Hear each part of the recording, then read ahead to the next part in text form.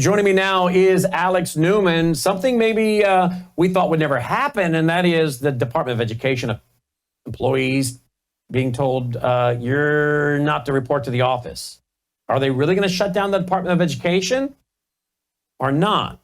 I don't know the answer fully, but I know someone that does. Alex Newman, he joins us now. Alex, welcome to the broadcast again. Thank you for being with us. Great to be here, Brandon. Thank you for having me. Alex, there's this notice that went out. Department of Education officials received an email telling them to vacate the building by 6 p.m. What is this all about? Well, we'll have to see. A lot of them are being told they can work remote, and everybody's preparing for this big executive order from Donald Trump. But the reality is, as Mark Twain once famously said, the reports of death have been greatly exaggerated. For the Department of Education to truly be shut down, it would require quite a few federal laws being repealed. It would require quite a bit that we haven't seen any appetite for yet on Capitol Hill. So, I hope that's the direction that we're moving in, and I think Trump is going to try to use his executive authority as best he can to wind down this department. But the reality is there is a long way to go, and we shouldn't be popping the champagne just yet.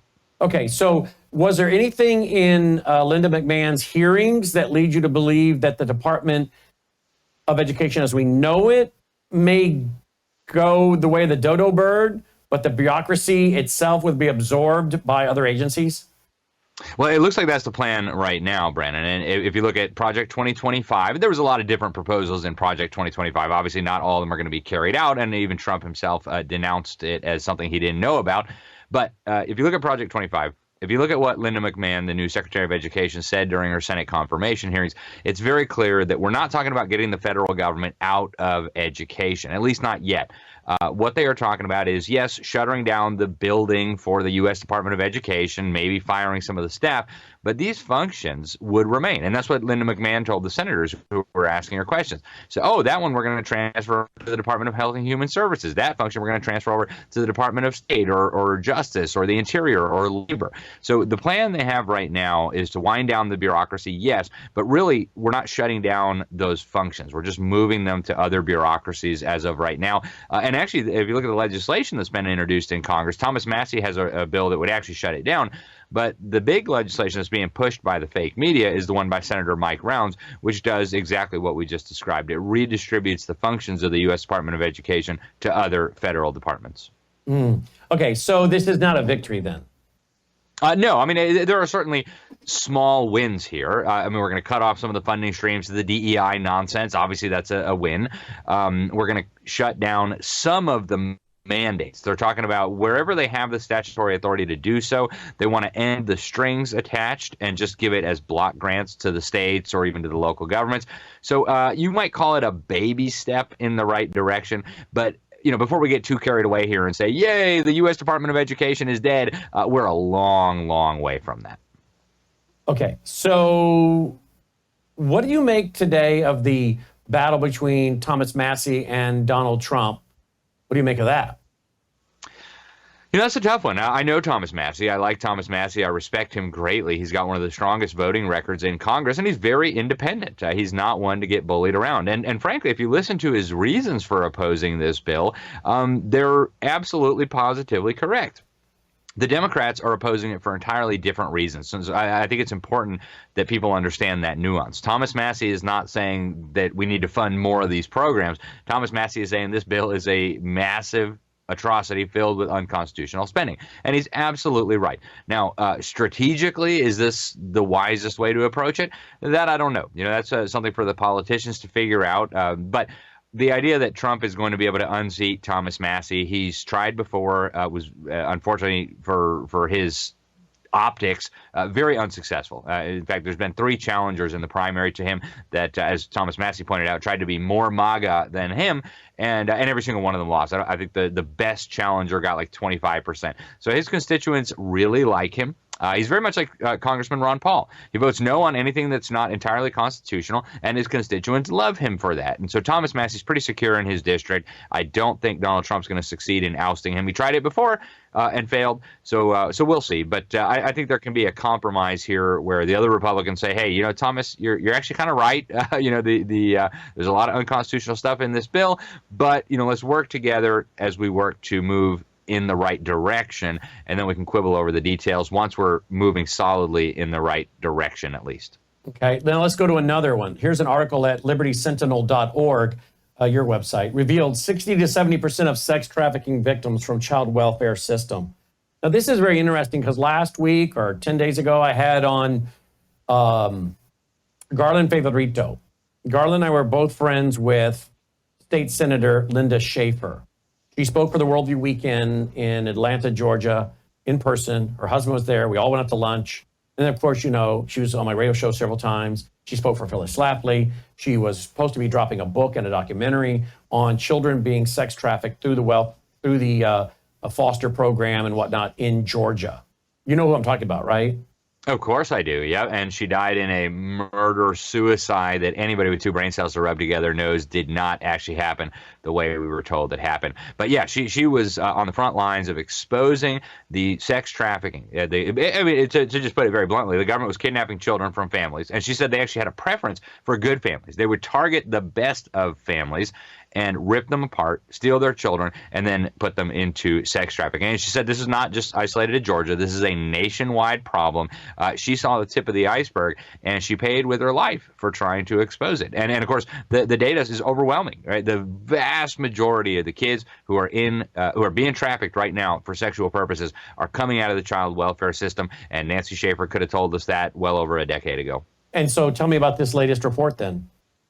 So it's interesting. It's a study by a law office, and they actually sent it to me. And I think people need to look at what the data shows here.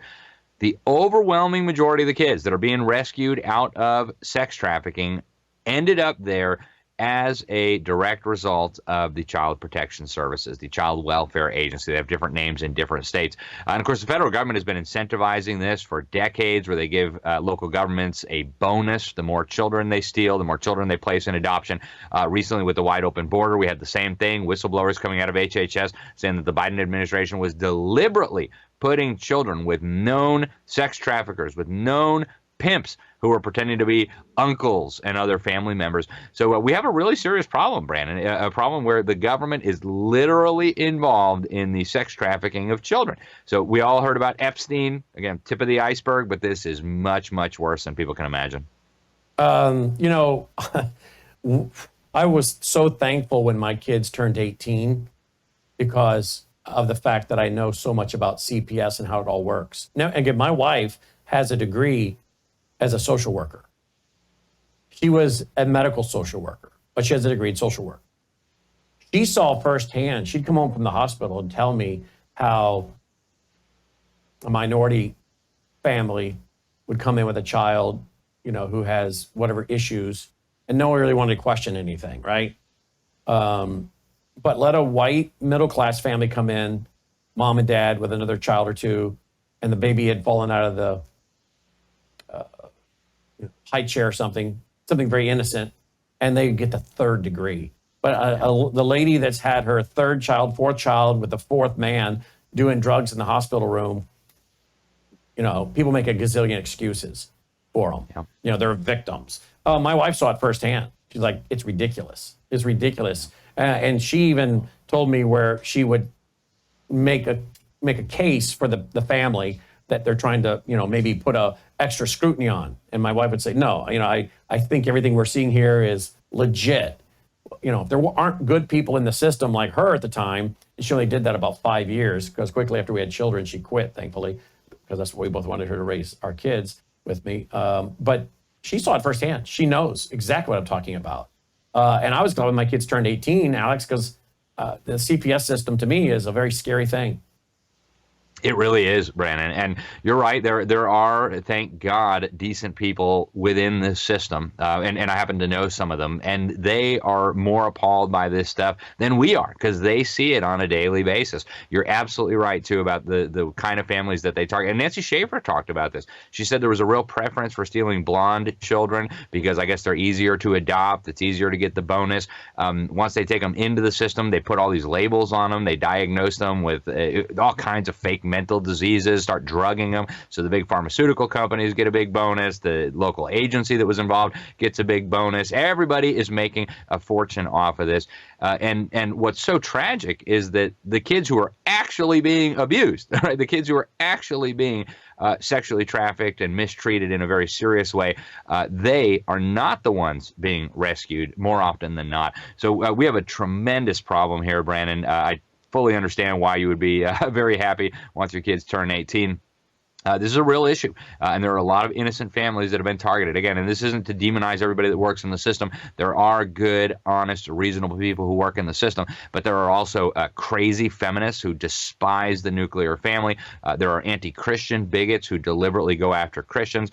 There are people who basically are in the pockets of the big pharmaceutical lobby who target families that choose not to vaccinate or choose not to follow the entire schedule. And then there are the sex perverts. And this is obvious, right? Wherever there are children who are easily accessible, who are vulnerable, that's where the predators will gravitate towards. So we shouldn't be surprised to find these kinds of people within the system. It would be surprising rather not to find them in the system. But what we need is a full revamping of this system, massive reforms, probably rip it up from the roots and start over, because we have gone way off the rails when it comes to child protection in this country. Look at this headline, and this is the New York Post. I shared this on the air live today on the radio with Leo, and Leo Holman was hearing it for the first time. He was like, what? Leo had a verbal reaction to this. Drugs taken by millions in U.S. can cause deviant sexual behavior, including pedophilia. But patients aren't warned by doctors. March 11th article, New York Post. A class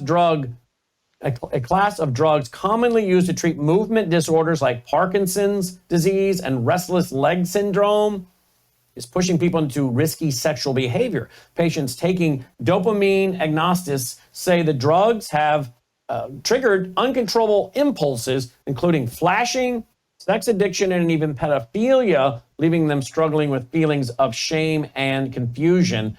Coming from a BBC reviewed study. We know a lot of these psychotropic drugs are bad news, right? What do you make of this latest? Have you heard this? I had not heard that, Brandon, but frankly, I'm not surprised. If you look at the side effects on these drugs that are marketed as cures or treatments for alleged mental health issues, the side effects alone should be more than enough to scare people off. You look at depression medications, the side effects include suicidal and homicidal ideation. Are you kidding me? You're going to give someone who's depressed a pill that might cause them to commit suicide or worse, massacre innocent people? I mean, this is totally crazy. And I actually believe, Brandon, that Big Pharma is so corrupt that this goes beyond just making money. Everybody assumes that it's just driven by greed, and I think there is a big element of that. But I actually think it's even worse than that. I think they know the devastating effects that these substances have on the minds of people and on the lives of people, and they like it. Right? I was talking to Dr. Peter Breggin, a Harvard-trained legendary psychiatrist. He went to war with his own industry. They were lobotomizing people and telling them this was a treatment. They were doing electroshock torture on people and calling it therapy. And he says what you're dealing with here are neurotoxic chemicals masquerading as drugs. And there's an evil agenda. And what he said, this was just a few days ago, just really stuck with me. He said psychiatry is at the cutting edge of tyranny because it's reducing our resistance to tyranny. It's making us docile. It's poisoning our brains. And you see that so clearly when you look at these people that get hooked on these psychiatric drugs. They can't think straight. They don't have the ability anymore to resist the evil that's all around them. In some cases, they even want to jump on board. And so I think that a lot more is known than the big pharmaceutical companies would like us to understand. Indeed. All right, let's go to this one real quick. Trudeau replacement, a globalist pushing CO2 tax. Trudeau replacement, a globalist pushing the CO2 tax, People's Party leader. Tell me about the new leader, Mr. Carney, there in Canada. Well, I've had my eyes on Mr. Carney for a long time. He's a central banker, and they only let very, very loyal puppets lead their central banks. This is obvious. If you're going to be the head of the Bank of England, if you're going to be the head of the Bank of Canada, the Central Bank of Canada, it means you are tried, you are true, you're a very loyal puppet. And just as a backup, they almost certainly have dirt on you. Maybe you went to Epstein's Island, who knows? That's Mark Carney in a nutshell, right? Davos crowd loves him. The Bilderbergers love him. He is a total puppet of the left left-wing globalist totalitarian swamp. But I really enjoyed my conversation with Maxime Bernier. He was the foreign minister of Canada. He was in the Conservative Party. He lost to the leadership race for the Conservative Party by less than 1% in very, very suspicious circumstances. And I think the reason why is this is a guy who's kind of like Donald Trump. He's not part of the system. He's not part of the establishment. He wants to do things different. He wants to put Canada first. So it was a real joy to be able to speak with him. He's a French Canadian, but he's probably going to do really well in this upcoming election. It looks like the Liberals are in big trouble. The Conservatives, unfortunately, it's kind of like our rhinos and Democrats. There's not a whole lot of difference between them. And so Maxime Bernier is really offering people a different vision. And I hope that people in Canada or people who have connections to Canada will take a look at this. It's really, really significant, and Canadians have an opportunity to make their voices heard in a way that really could be significant. I mean, if the People's Party gets enough of the vote, they could become kingmakers in Parliament, and that would just be a great day. So. It's all there at libertysentinel.org, libertysentinel.org. No shortage of things to write or talk about, is there, Alex? Absolutely true. Thank you so much for having me, Brandon. Always a pleasure. Thank you. And we carry his broadcast on the weekends, folks, at worldviewtube.com. And, of course, you can pick it up at libertysentinel.org. And he'll be a keynote speaker at this fall's Worldview Weekend, our 22nd annual national conference on Friday night, October 3rd, Saturday, October 4th. There's only seating for 350. The rest of you will have to watch through the vault. You can get your tickets now at worldviewstore.com, worldviewstore.com. But, hey, if you're a vault member, you can stay at home and watch from the comfort of your couch in your sweatpants. Worldviewtube.com/vault. You know, interesting story about that I saw today. And I put it up at worldviewreport.com, by the way. New study. Let's see if I can find it. It's something about, let me see. I'll do the old Control F, home. There it is. America is becoming a nation of homebodies. Apparently, there's a new study out in February 2025, cover story, the Atlantic Journal, journalist Derek Thompson dubbed our current era as the antisocial century. He isn't wrong. According to our recent research, the U.S. becoming a nation of homebodies. Using data from the American Time Use Survey, we studied how people in the U.S. spent their time before and during after the pandemic. Well, it turns out they like to stay at home. The trend of staying home is not new. There was a steady decline in out-of-home activities in the last 2 decades leading up to the pandemic. Well, there you go. Look at that. Time spent out of the house, been falling since 2003. Well, yeah. And the sad thing is when I go out most of the time, I'm like, why did I go out? People wearing their pajamas in the restaurant. You go to the grocery store. You can't believe what you're seeing. People dressed as cats. Literally one night, Logan was with me. My wife was with me. We're in a store. Around the corner comes a young gal dressed as a cat.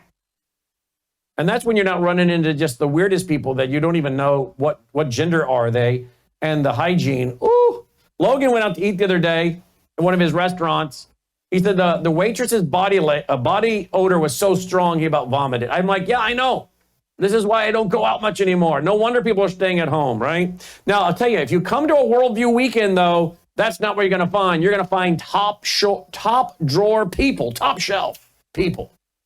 And if you do come to the conference, we got some nice hotels right there at worldviewstore.com where you can get your tickets, great restaurants. But you got to pick carefully or you may actually find someone that you don't want to be around. But that was a restaurant in Memphis, not in Collierville, right, Logan?